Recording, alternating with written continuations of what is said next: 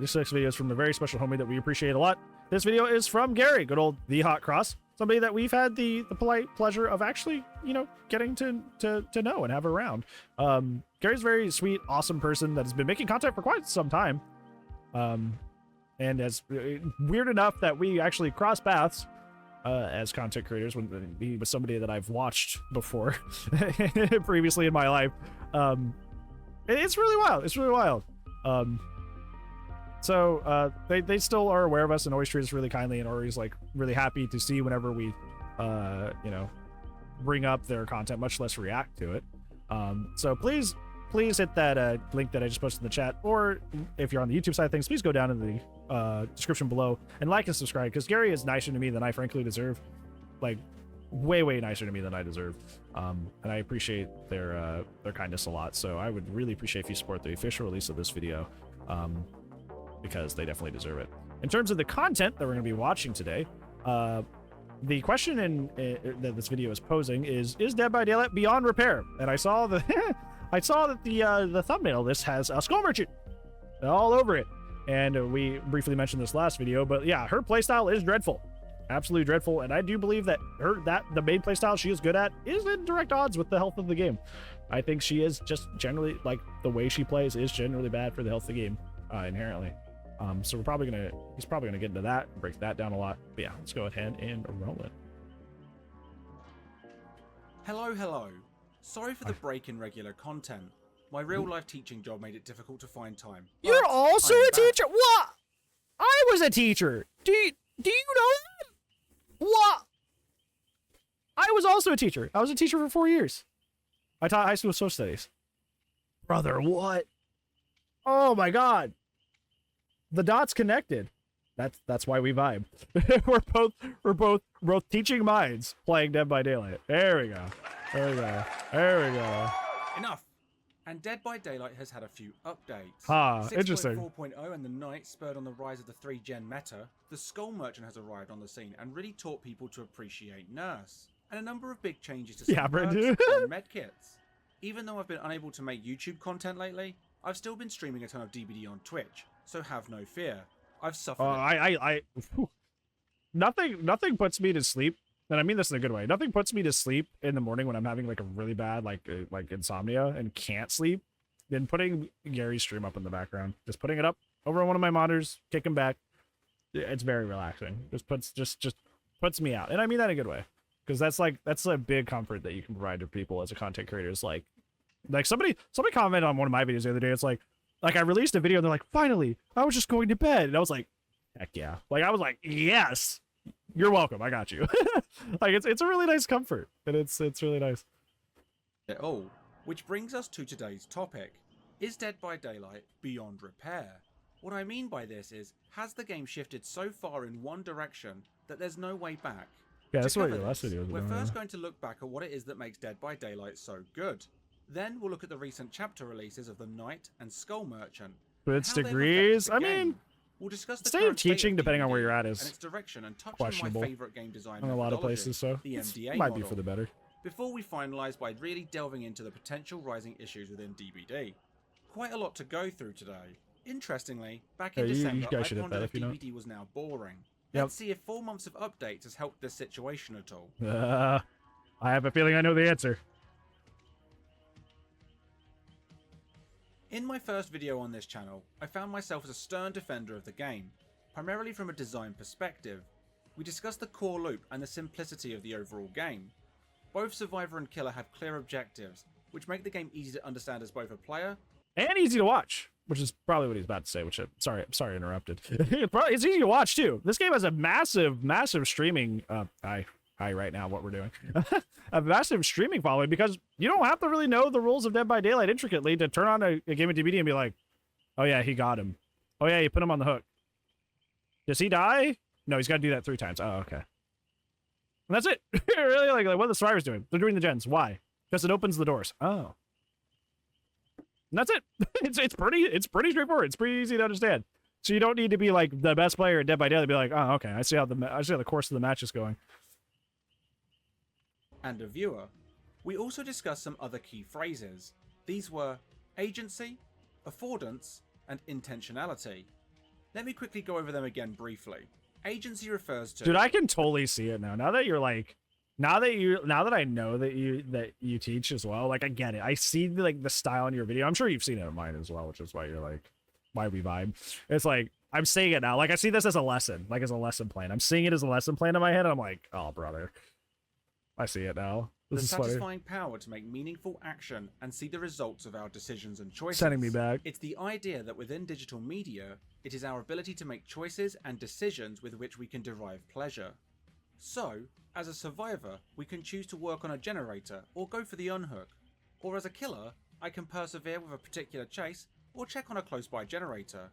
But ultimately, one facet of the game is the most enjoyable and most eventful in terms of agency. That being the chase element between... You know how many people, how many humans, how many absolute just mouth breathers come into my chat, into my YouTube comments. It's not really much in the Twitch chat. You guys are mostly on the same page. It's basically just my YouTube. They'll come into my YouTube comments and say like, chase is not why I play the game. Chases aren't fun. Broham, what are you doing in the video game then?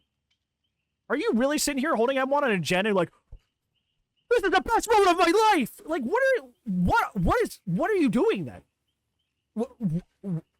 Is there a secret secondary objective you have found that's just like the most thrilling thing in the planet? What are you doing? Like, what is your alternative? The only thing I could think is that certain people play it at a certain MMR level that like the killers are so bad at tracking that stealth is really good for like a very short window of time. And they're like, I hid behind this and the killer didn't see me there. But, like, that's not consistent either. Like, killers, you're going to run into killers who can track you well anyway that find you. Like what do you mean chase isn't the fun part of the game? Or chase isn't the most fun even? Blew my mind. Like, it was unironic, too. It was unironic. Like, there was no memes. It was not a joke. It was not a kappa. There was no kappa involved. Like, they meant it with their whole chest. And he's getting high off the exciting of a terror radius. Literally, like, is that what's happening? Is that what I'm witnessing? Is that what's going on? Like, I was baffled to see that. Donk enter. Donk enter. Thank you so much, man. Thank you for the whopping 21. Scott, we've known each other a very long time. Almost 2 whole years. That's crazy. That's absolutely crazy. Thank you so much, dude. That's very, very kind of you. Hopefully you're doing well tonight, man. It's just wild. Like, what are they doing? How are they thrilling themselves? If they think chase is boring and they just don't want to do it. Like, it's just, do you really like just sitting there, like you're sitting there on a gen and you just hit your one button, and then every once in a while you hit the other one, and then you hit the other one. Oop, I got chased off the gen. Time to come back. Hit the one button, hit the other one every once in a while. Like, holy moly, holy moly. Chase is boring. I forget which YouTube video it was, but I made a YouTube video a while back. I was talking about like I was using not even just the point of, it wasn't even the point of the video, but I was trying to support my point. I was trying to emphasize the importance of chase as a fun and arguably the most fun thing to do in Dead by Daylight. And I had comments out the wazoo of people saying like, "Oh yeah, for you, chase isn't fun for me," and there was like lots of them. I'm like, what are you doing that you find so thrilling in this game? I think chase can be boring. Yeah, chase can be boring, and that's mostly come down to like killer base kit designs, oppressive add-ons, oppressive perks. It's not like the chase itself. The actual act of chasing is fun. It's just there's just so much stuff that circumvents it. Whether that be a base kit or a perk or something like that, that it cuts it off before it even begins. But, like, not liking chase at all? Or finding it fun at all? Are you just bad? Maybe I just cracked the code. Are you just bad? Maybe you're just bad at chase. Maybe that's the people are just mad and baby raging because they suck at chase until they get better. Maybe that's it. Maybe that's it. Element between killer and survivor. Do I drop the pallet early? Do I greed it? Do I respect the pallet or risk taking the stun to get a potential hit? It even comes down to, like, counterplay against different killers, right? Because, like, with Oni and Spirit, it's better to pre-drop early because you don't want to, with only feed him his power, and with Spirit, give her an easy down by having you injured and very easy to track in her very oppressive power. Whereas, like, with most killers, it's better to get injured and then drop the pallet while you're injured. So, like, it's just, like, it's little brain stuff that rewards you for playing well. Like... Oh, yeah. Actually, Mr. Streamer, I think that stealth is actually the most fun part of Dead by Daylight. Chase sucks. It's not about me sucking at Chase. It's because Chase sucks inherently. That's why. That's why. And I can't believe you didn't understand my feelings about the matter. I'm going to dislike this video. I'm going to unfollow your Twitch page, and I'm going to not recommend you to anybody. Okay, Karen. Okay, Karen. Relax. There are many split-second decisions you make during a chase in DBD on both sides. This is arguably the most exhilarating part of the game. With split-second decision-making in play, it's important for players to know what their options are with lightning-fast reactions. This brings us to affordances. The idea of these is something that you intuitively can understand just by looking at it. Pallets, for example, are positioned and angled in a way that suggests they can be pulled down. Lockers are tall and large enough to suggest you can hide inside them. And vaults are short. That's why they're bright red. And that affordance is why breakable walls remain the same map to map. Even though they most aesthetically fit Dead Dog, that's why they're the same on every map, is because they're easy to spot because they're supposed to be interactables. That's the design philosophy behind why. Enough that implies you can get over them. Notice how any vault that isn't a window tends to include a tarp to further clarify. This is funny. You actually know this before Dead by Daylight. You guys would be remembering, like, you would be watching like an old episode of Scooby-Doo, and like, you know, old Scooby-Doo episodes have those like very beautiful, lovely paintings as the backgrounds to the animation, and then they were just like suddenly like in this little rock wall, there would just be one rock that's very clearly like part of the animation and not part of the painting, and you just like hyper fixate on it until something inevitably happens, like the monster jumps out from behind it or something. Like, that's literally what this is. That's literally what this is. You're like, why is that rock part of the animation and not the painting? And then, oh no, that's right, because the bad guy was going to throw the rock at them. Okay, now I understand. Like, that's literally what this is. You guys have seen that in cartoons for your whole life. Now you have it in DVD. Its use. Yeah, like the secret bookshelf. Yeah, quickly learn to recognize these three options, and they become affordances. All using the same keybind, they are kept as simple as possible, making the game very easy to understand and accessible to a wider audience. This brings us to intentionality, which is, as described by Steve Lee, making conscious choices with specific goals and expectations in mind.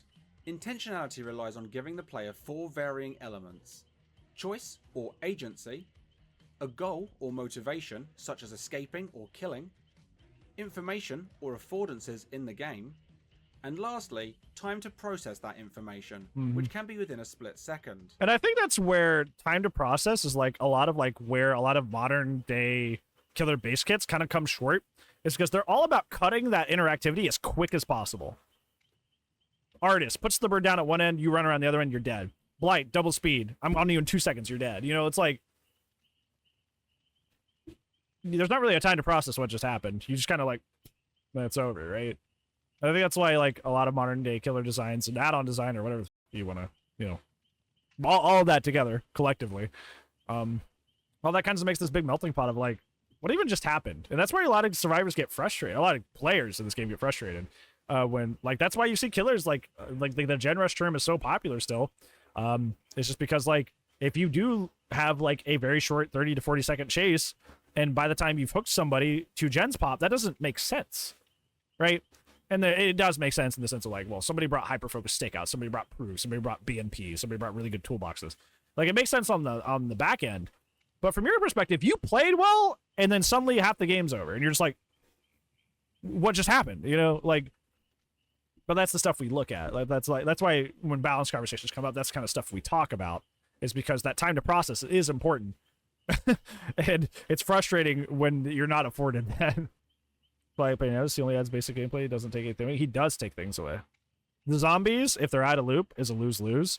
A lot of his interactions over a pallet or window are lose-lose. Either you get hit by the tentacle, which is either an infect or a hit, or or, you know, it is just flat out an M1 where he does just normally M1 and you hit you.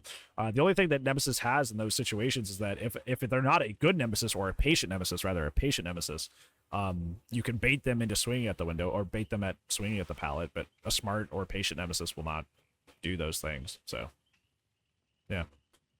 Basically, what I am saying is what makes Dead by Daylight so good is chases. Quick, intentional decision making during a chase between killer and survivor. The back and forth, mind games, looping around a tile and using your perks effectively.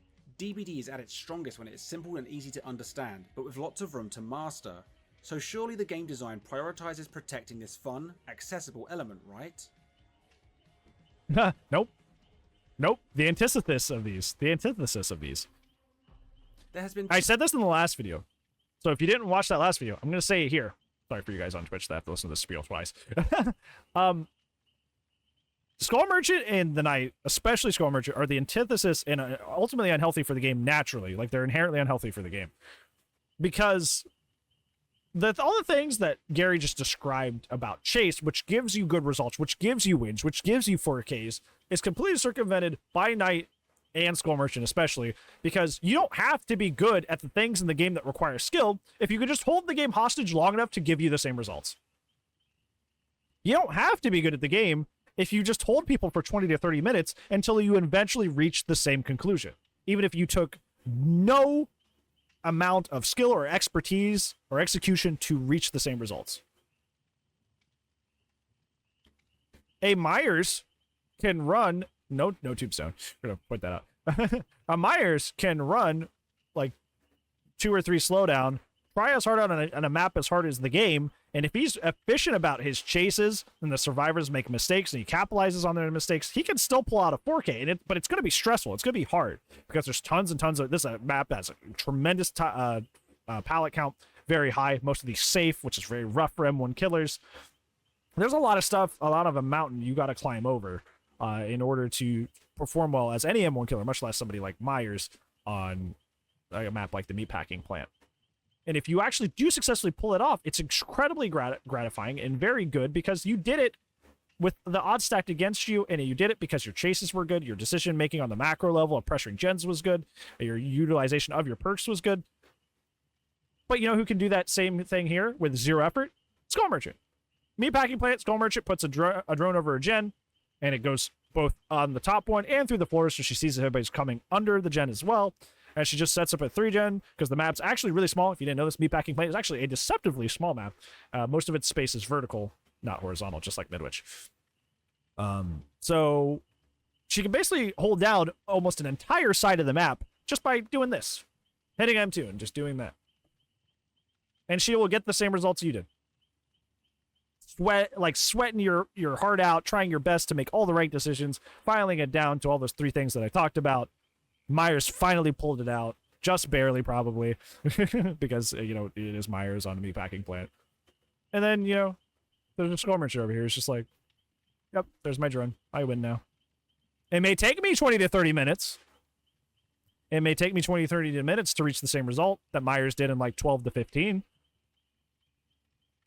But I got the same result. So am I not just as good as that Myers? No, frankly, you're not. Frankly, you're not. But the result is the same, so people think that, you know. And that's, yeah. 2 major chapter releases, 6.4.0 bringing the Knight, and 6.6.0 bringing the Skull Merchant. Let's start with the Knight. TheHotCross's was a fairly weak killer on release, but he did somewhat excel in one element. He was a fantastic 3-genning machine. With Call of Brine, Overcharge, and Eruption, he couldn't really be beat outside of some strong one of the worst metas the game's ever seen. Patience. But the killer community quickly realised something. The strength of the 3-gen meta was amplified on even stronger killers. Thus began quite a difficult time in Dead by Daylight for many. The meta became more stale than perhaps ever before. Yep. People began to miss the days of Old Ruin Undying. The That's frustration from players became so much in fact that in 6.6.0, Eruption was gutted to prevent the 3-gen meta from continuing to strangle the I still like Eruption with Pop. Oh, I think just it's a good kidding. combo. Overcharge and Call of Brine remained, along with the new killer, Skull Merchant. Still terrible. Adriana Amai is potentially the most powerful 3-gen killer in the game, making games last upwards of 40 minutes if they so choose. They can hold a 3. You know what's funny? You know what's funny? When the PTB came through that actually changed Cobb and Overcharge initially, I ran the old build. On both Knight and Skull Merchant, I ran Cobb, Overcharge, Eruption, Overbrine, Eruption, and Nowhere to Hide. And I played those characters, and I was still able to hold 3 gens just fine. Like, we did the exact, like, it was not the exact same. It was not with the same potency. It was still a playstyle that worked. We're still able to do it. You can still play that today. It's just not free as it used to be. It will require a little bit more effort on your part to do that. It will require more effort on your end, but it is totally a playstyle you can still do, just without as much ease. It still definitely works, and you still definitely see Skull Merchants doing this all the time. Their trusty sidekicks of Call of Brine and Overcharge seemingly forever, slowing things even further with her trusty drones. Though, still a strong tactic for... Speaking of which, that's what broke our initial fun streak, was a Skull Merchant running 4 slowdown, which some of those were those. They had Jolt, I believe, as like the fun perk that wasn't Nowhere to Hide. But it was a 4 slowdown Skull Merchant, holding their tight 3-gen and playing, that playstyle. Fortunately, Call of Brine and Overcharge received similar nerfs in 6.7.0's patch, as did Scourge Hook Pain Resonance, Dead Hard, Boon Circle of Healing, Healing Speed generally, and more. People don't think so, but I think it's still fine. About both of these killers I will say this, I run Agitation all the time, so that's why I have that opinion. I'm obviously making my Scourge Hooks, because I really love Agitation. It's like my comfort perk on killer, so I have a skewed view about that. Just dropping that there. It seems counter to the core element I believe that makes Dead by Daylight so good. Further to this, the reaction to remedy newfound issues is to rebalance and nerf perks. This concerns me about huge oversights in the killer's overall designs. Perhaps the 2 most hard done by perks in this situation are Scourge Hook Pain Resonance and Dead Hard. 2 wildly popular perks in the meta, Pain Res felt like an absolutely fine perk to me. I'm not quite sure I understand those who felt Dead Hard was too strong. I can only imagine the same people that shake their fist in the air when a survivor used Head On. But let's take a closer look at the Pain Res rework. I don't know why people get mad about Head On. Pain Res used to be quite simple. Hook a survivor on one of 4 randomly spawned Scourge Hooks. Yeah, something like that would happen. Regression to the highest progressed gen, making any survivors on it scream and let go briefly. More complex than some perks, but easy enough to understand. But now there's more. It now features tokens. Each survivor has a token which is used when first hooked upon a Scourge Hook. This results in a similar effect as before, except now it's 25% regression to the generator. Which is, bro, what's a lot? It's a little convoluted. A killer must now track these tokens on top of everything else they have to do when using this perk. It's still a strong perk, I just think it's a bit messy. Dead Hard having it similar is messy. You're right, it's messy. To appease any killer no matter how I feel about it, it's messy. Of 9 seconds. Dead Hard now working as it did before, but now only activates after being unhooked or unhooking yourself. Remember when they said that initially it was going to be that you could have it when you unhook as well as getting unhooked, and they just kind of they just didn't do that. That would have been fine. Like, I don't know. I still don't know why they did that. Like, we used to, they were going to have it be both, and then they just switched it after the PTB happened, and I was like, we already have off the record that happens after being unhooked. If you want that effect, use that perk. Why not have it just be both? It's just so strange. It's just so odd. I just don't get that decision. So if tunneled, you'll get no value if you are struck by the killer and put into the deep wound state. Also, this limits the exhaustion perk to 2 uses maximum per match, so it's effectively a dead perk. But my issue is there's more mess added on to its functionality. So here is my issue about these changes. I've not stopped running Dead Hard. I just play more safe in my first chase, and then I have Dead Hard for my next 2 chases. Yeah, I just play safer in my first chase, and the next 2 chases play the same as the initial chapter overhaul for all these perks. I just play safer in my first loop, and then I play the same. I definitely don't think that it's dead. Whether you believe they are for the better or worse, we're introducing new killers which I don't feel are supportive of what for me is the best part of the game, while simultaneously adding new rules and stipulations to it's more like a comeback perks. mechanic. Exactly, Matt. Now, admittedly, it's more of a comeback, problem was there prior. Which is more fair. People just didn't really it's a more spot fair it until place for the perk to be in. But it feels like there is no real vision of what DBD is meant to be at the moment, or maybe not being explicitly communicated at least. Although one element does seem clear, which means we're going to have to go back to the age-old DBD debate. Yep. What it always comes back to. I know I maybe just came across quite disgruntled with the recent updates, but there is at least one thing they've done well. The game is increasingly more balanced, and the meta does seem to be shaken up more frequently these days than ever before. What I mean is, I feel it's increasingly difficult for killers to complain about there being one collection of survivor perks or items which are unfair in some way. Yep. I mean, people still will, obviously, but with even medkits being nerfed as well now, it's never been better to play killer. I do the match reviews, and I do those every 2 days on the channel. It's a way to break up like usually I'll do like a bunch of reacts in a row, and I'll do like a bunch of commentaries in a row, and it's my way to break those up is the match reviews.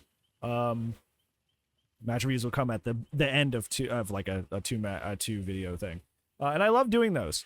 And I will say that I completely agree with that, because like when I'm doing my match reviews, basically one of the things that I require for my match reviews is that you show the end game screen, because I want to see what they brought, because sometimes the loss isn't really your fault a lot in Dead by Daylight because of the things they brought.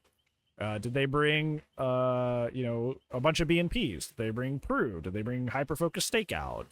What did you bring? What did they bring that put you in that situation? And if I look at that, the more that changes have been made to the game as I'm doing the match reviews, I've noticed that there's like less stuff I look for. Like the stuff I listed, like BNPs, hyper-focused stakeout, Prove, that's like basically what I look for. Everything else, I'm just kind of I don't have as much I got to look at in the end game screen. Like most of the matches played out between the two players, and not between perks, and not between items, and not between add-ons, right? Like it's mostly played player to player now, and not with perks in the way or add-ons in the way, for the most part. Big asterisk, for the most part. So yeah, I would say now more than ever, yeah, I don't see those things as much. I agree. Survive with Friends equally now have far less room to complain about killer perks or playstyles, as they are increasingly brought on a more equal playing field. I agree, Zombie. Solo queue does still have some balance issues itself, though, but we'll discuss that in a little bit more detail shortly. Because I'm already exhausted, so I already can't use it for a long time. Or using strategies that involve camping or tunneling at 5. It already has a limiter, which is the exhaustion. It doesn't need both. Gens, it's a double. It's a double limiter. It's a double balancer. It might have something to do with the fact that the game is more balanced. Shocker, I know. If you look at any balanced competitive games, you'll struggle to find a large casual player base. League of Legends and Overwatch 2, for example. The sort of games you can only really play if you want to sweat a bit, lose yourself in the try-hard environment, which can be fun in a very different way. Yeah, I feel like a lot of FPSs have that. Am I weird for that? I feel like a lot of FPSs have that. FPSs function a lot of FPSs function in a environment where it could be competitive. And there is competitive for it, but a lot of casual players play FPSs. A lot of casual players will play, especially more competitive game modes like Search and Destroy, or whatever kind of plant the bomb kind of game mode that your shooter happens to have. Like, I feel like that's very common in FPSs.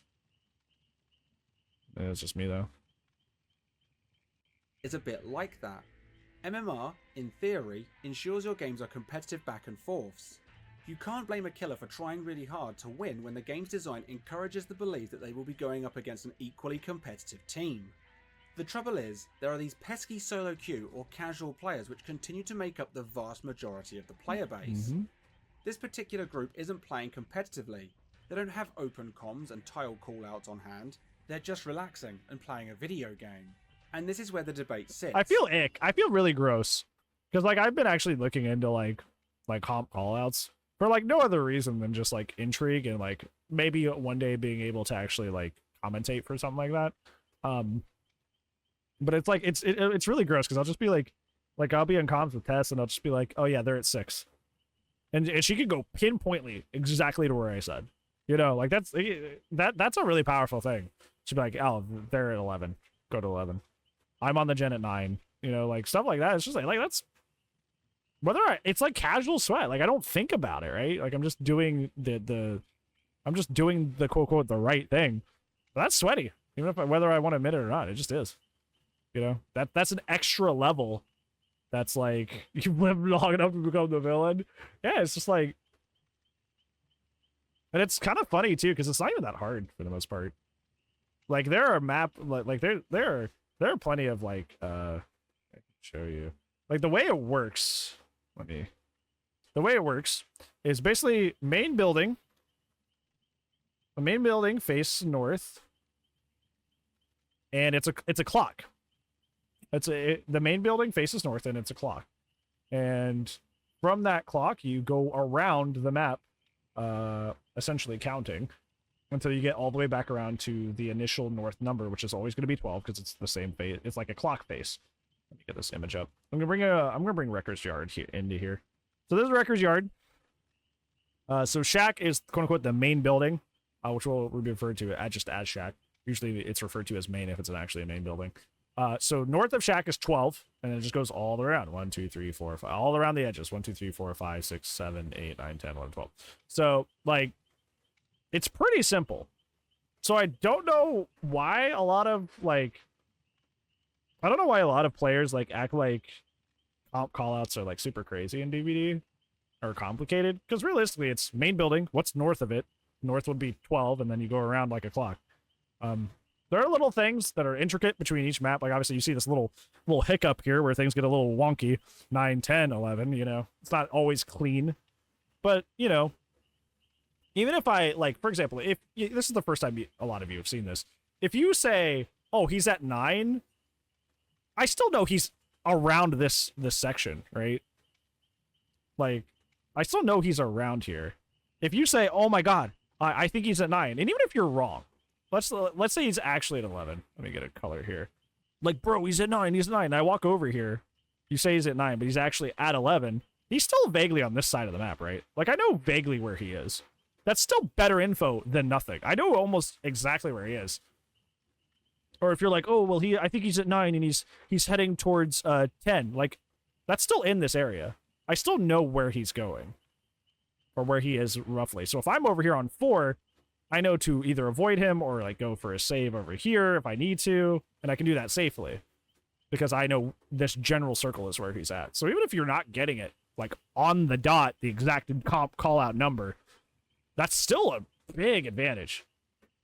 Well, Larry's, even with Larry's, like the main building is like the main area is considered the treatment theater, right? So yeah.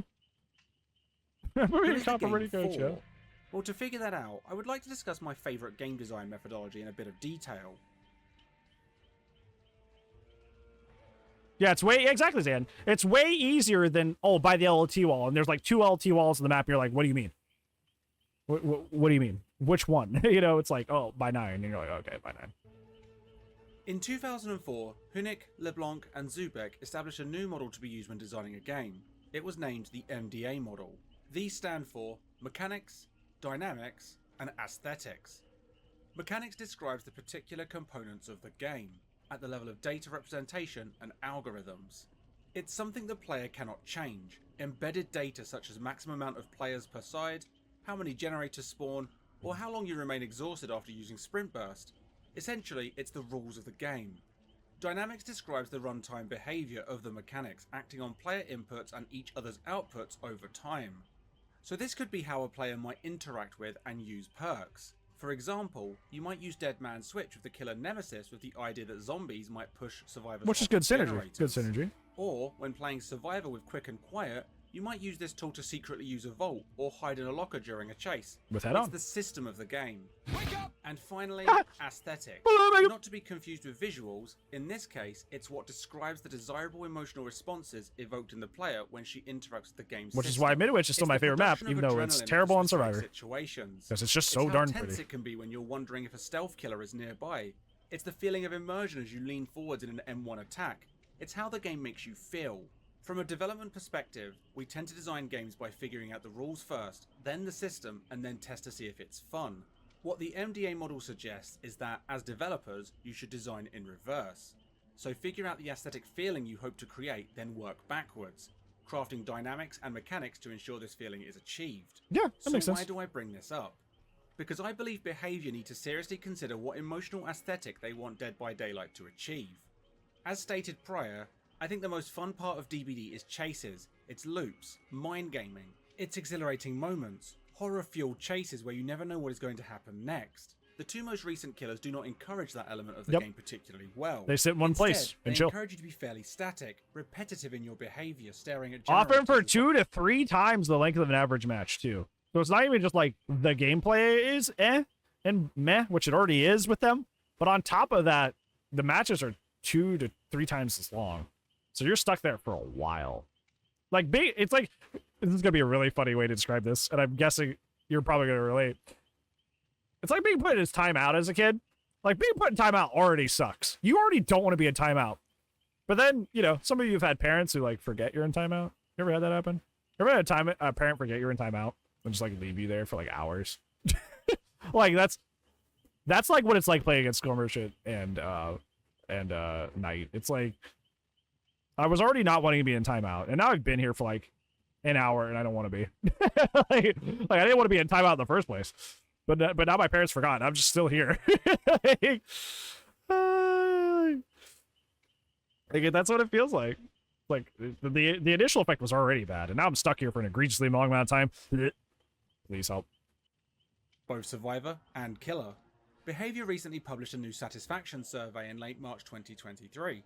We're still waiting for the results. They did ask some interesting questions relating to how one perceives the game, competitive or casual. With the game being so heavily populated by solo queue survivors, I suspect most prefer to see the game fairly casually still, but MMR, win conditions being based off of kills rather than hooks... I think MMR is the worst thing that ever happened in this game. I'm all for the balance of the game. I think MMR stinks. MMR gotta go. MMR has been the single, like, most detrimental thing to the game's health. That, like, when you start looking at, like, stats on, like, Steam charts of, like, when the game started, like, having problems... or when people started getting, like, really, like, upset and, like, consistently, like, going, DBD sucks, it's around the September that they rolled that out of that year. So, yeah, you gotta, like, I know you guys put a lot of effort into that MMR thing. Can't say good about that. But it's not working, man. And it's making a lot of people hate this game, so... consider taking it out. And constant attempts to balance the gameplay all suggest a competitive direction. My point is that the design decisions as of late would suggest DBD is a competitive game, which 3 gens and stall tactics are... Well, like, my thing is, like, it doesn't matter if Circle of Healing is not as good as it used to be if it's not a competitive environment, right? Because, like, if you just happen to like booning, which a lot of people who buy Michaela do it just so they can boon because they think it's silly and fun. You've seen them. You've seen the Boom Megans throw their matches to put a boon down. You know what I'm talking about.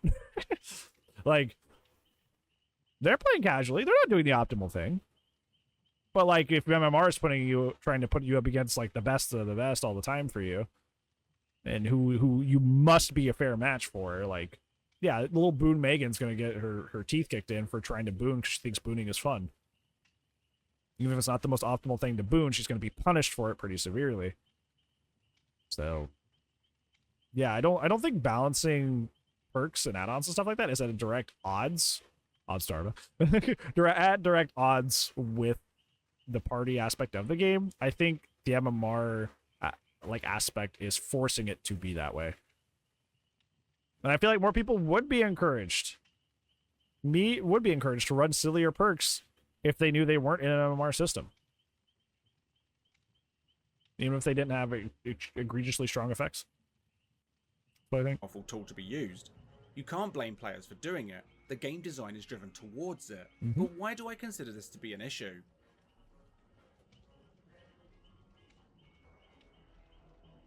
Diversion? Yeah. Okay, I want to do a little exercise. Close your eyes. You're playing Killer, your favorite killer. You're loading into the match.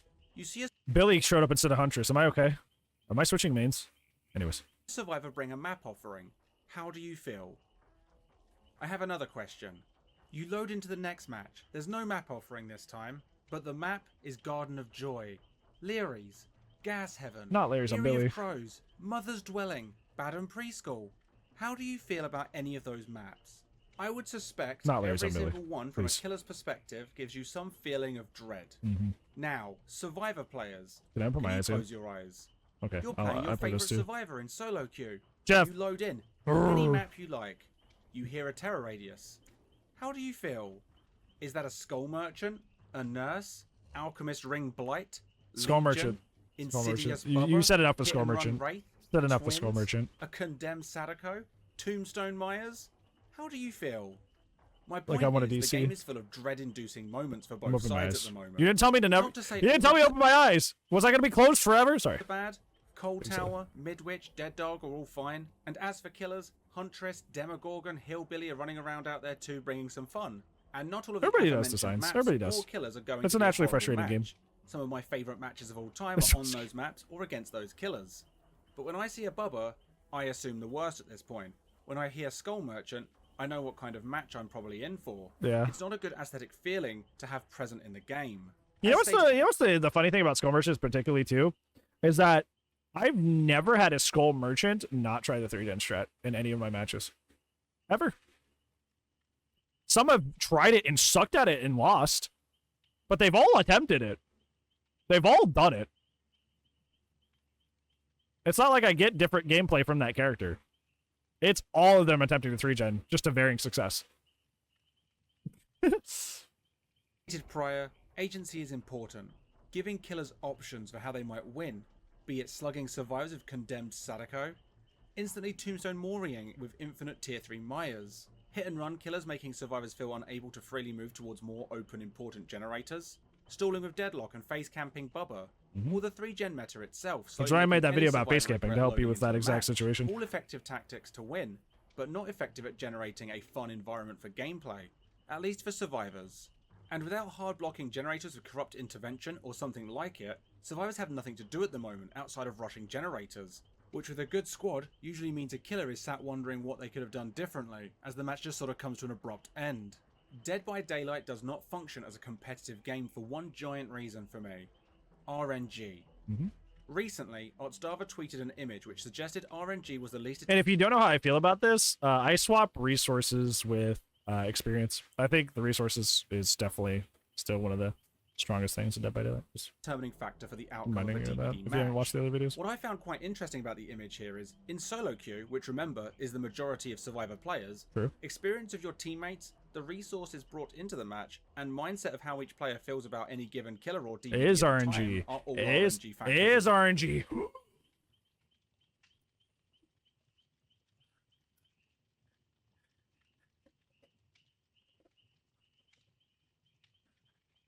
That math checks out. wait a minute. That math checks out.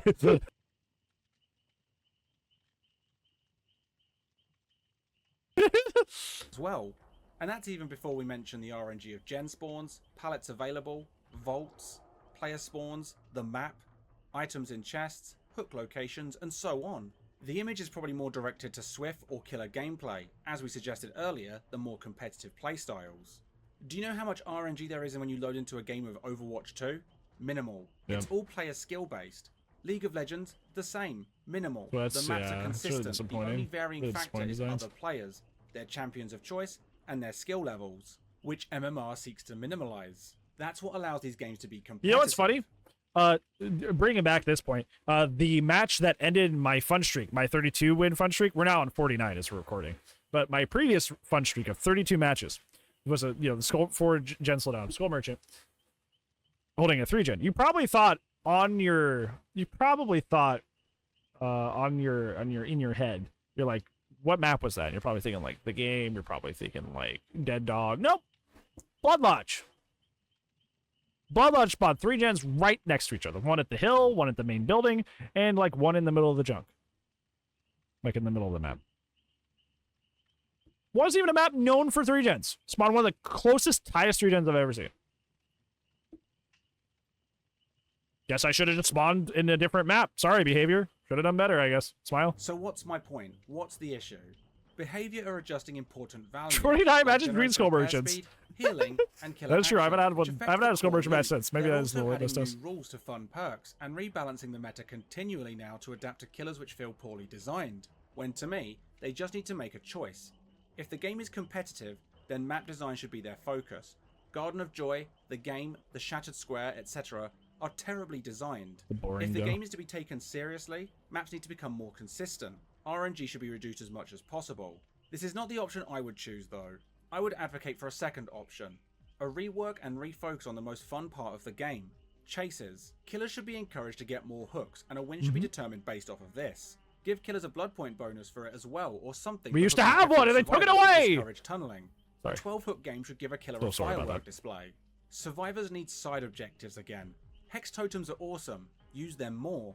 Deny survivors bringing in items. You can boost the strength of a toolbox, but make it spawn randomly in a chest. Delete map offerings. Make the map always an RNG factor. DBD is currently in a weird middle ground between consistent competitive gameplay or chaotic RNG based. In my opinion, it needs to pick a road. Yep. There is a pick a lane, stay in a lane. The recent satisfaction survey suggests behavior are reconsidering their direction. We agree. I'm just of the opinion that you can balance the game in the party game.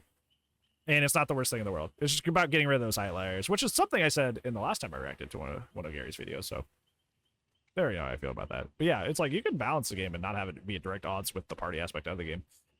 You just gotta get rid of the outliers. Asking their players how they perceive the game, competitive or casual. What this will mean is hard to say, but it does give me some hope for DBD's future, given quite a rocky few chapter releases in a row now. Players seem to be increasingly sour on the game. Streamers are moving away from like the perfect example here. Like if we're talking about Batum is a very, very frustrating map to be on. And ideally, I would want like one of the main buildings to be like one or the other. I would like the 2-story or House of Pain. It doesn't need both. Main building, shack, 2-story or House of Pain. One of the two, not both. Don't spawn both all the time. That would be my preference. But like, I still win on Batum all the time. Like with both low tier and high tier killers. It's not the end of the world, you know? As long as you get rid of the egregious stuff, the stuff that is too strong, the outliers, like then you could have wacky stuff like a way too strong survivor map, and you're realistically not going to have the worst time all the time. Or like Midwich, for example, for like the killer end of things. Killers do really well on Midwich because it's tiny, very tiny, and not a lot of good loops are available on that map. You can have maps like that. It's just like it's on top of like, you know, Nurse blinking straight to you, and just putting you down right away because Nurse is just crazy. You know, it's like it's not the, you know, it's just like you can have stuff like that. It's just gotta balance the. As are many other players, and without a solid direction, I think this could spell disaster for the game's health, especially with potential competitors not far off in distance. But that's how I feel about the current state of DBD. But what do you think? And where do you see the direction of the game? Blight will still be fantastically good once his like way too strong add-ons go. He will still be a fantastic killer. He will still be top 5 in the game. He will still be amazing. It's not gonna like make Blight unfun or ruin the fun of the game or lose its RNG nature. He's just going to be less obnoxious to face, which is, you know, that's the point, right? We're supposed to be going towards fun, making it more like a party game. Get rid of the things that make it feel sweaty and competitive, like those add-ons that are too much. Leading. Do you think DBD should lean into its competitive spirit or turn back to its more casual roots?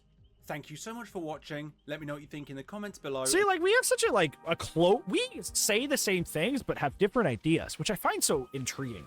Because, like, to you say, like, we should have things like Blight add-ons in the game. Like Compound 33, Alk Ring, Green Crow, and all that in the game to preserve the spirit of the fact that it's a party game. I think the opposite. I think if somebody's running Blighted Crow, Alk Ring, they're treating the game like a competitive experience, that's hurting the party game. And I think that's interesting that we have two different, like, perspectives on that. Of, like, trying to achieve the same thing, we have two different methods. Like, you're more like Hail Mary, have more of the stuff that is sweaty, but it's, you know, it's you know, wild, it's spontaneous, so might as well leave that stuff in the game. Whereas I'm more like, that hurts the party experience because it's too much.